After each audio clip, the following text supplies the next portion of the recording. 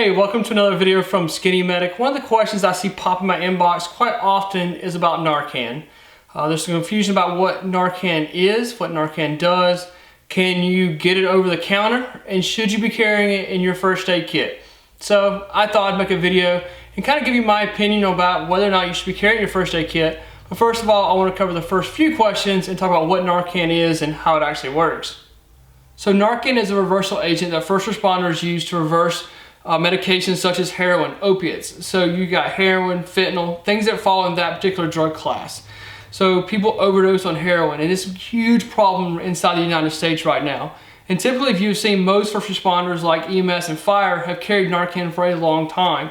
But now, since it's such a problem inside the United States, you're starting to see police officers carry Narcan because typically they can arrive a little bit quicker than, say, EMS. So they're there and they can give the reversal agent.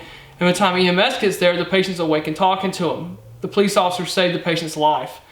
So what it does is it blocks receptor site inside the brain. So the person overdoses on heroin. Typically, their respiratory rate starts to slow down. They go into unconsciousness. They're not as responsive as they were, and their breathing slows down until they quit breathing. They quit breathing, and then all of a sudden the heart rate starts slowing down, and their heart rate ceases to beat anymore. They go into cardiac arrest. So they typically go into respiratory failure, respiratory arrest, and then go into cardiac arrest. So if you can give this reversal agent to them fast enough, then you can block the receptor site. The respiratory rate comes right back up. They come conscious again, and they're curious on why there's police officers and EMS standing over top of them because a few minutes ago they had a needle in their arm. So that's what Narcan works. You can give it a couple different ways. You see a lot of nasal Narcan right now. So it's easy. Walk up, pop it in their nose. As they're breathing 4 to 6 times a minute, it goes in and it's absorbed and it goes to those receptor sites. You can also see it given IV, IM by EMS. I really like just giving it IM. It's a lot easier. Just walk up, shoot them in the arm, and then they wake up. So is this available to you? It depends on your state. Some states are allowing Narcan to be sold over the counter. So you can go to CVS, Walgreens, your local pharmacy, and pick it up. Now, depending on which state you're in as well, whether the cost, sometimes it's really expensive, sometimes it's free. It just kind of depends on state, and I can't make a video on that. So you just have to look up your guidelines for your state, whether or not you're going to have it in, if you think you need it in your first aid kit. So let's go to that. Do I think you need Narcan in your first aid kit? Depends. Depends on your situation. If my son was addicted to heroin, I would have Narcan.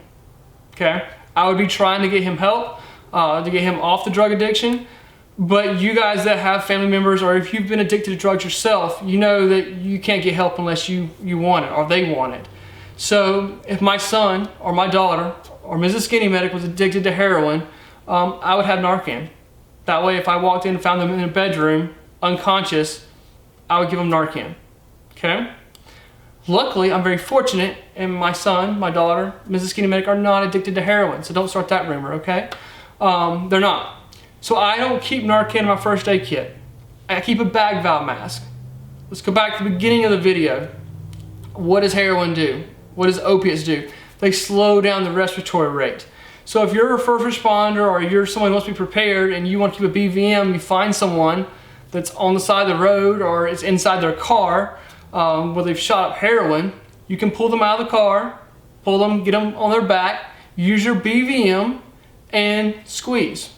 You're going to breathe for them until first responders arrive. Now you could use a CPR mask too. BVM's the problem there is they work really well if you have 2 hands. But if I'm by myself, I've got 2 hands on the mask, who's going to squeeze the bag valve mask? CPR mask, yes. You could put it over their face and breathe. Put your mouth to the valve and breathe. So that's what I really recommend for people that you know you don't have a high percentage running into someone with a heroin overdose, then a bag valve mask. You're talking about $20-ish for an adult BVM. You can go with that pocket BVM that I did a video on a while back. That's $45 if you've got one that's really compact. But you can get a BVM, put in your first aid kit. That's going to help the process until first responders arrive. Like I said earlier in the video, first responders are seeing a huge increase of these types of overdoses what I've found, it seems like, is they're mixing fentanyl with heroin, and it's much more potent, much more deadly, and that's where the problem is coming into. So that's why you're seeing this huge increase in the uses of Narcan, and the fact that it's available over the counter where it used not to be. Now, this only works in those opiate classes of drugs. So if someone takes an overdose of something, Tylenol, okay, you take 6 cases of Tylenol, whatever, you eat 6 bottles of Tylenol trying to overdose, or someone does. Narcan doesn't do anything for that, okay? Now, like if someone took too much morphine, yes, Narcan will work and reverse that. So it has to be that particular class of drug. So Narcan is not a wonder drug, doesn't reverse all overdoses, but it does reverse the ones in the opiate category.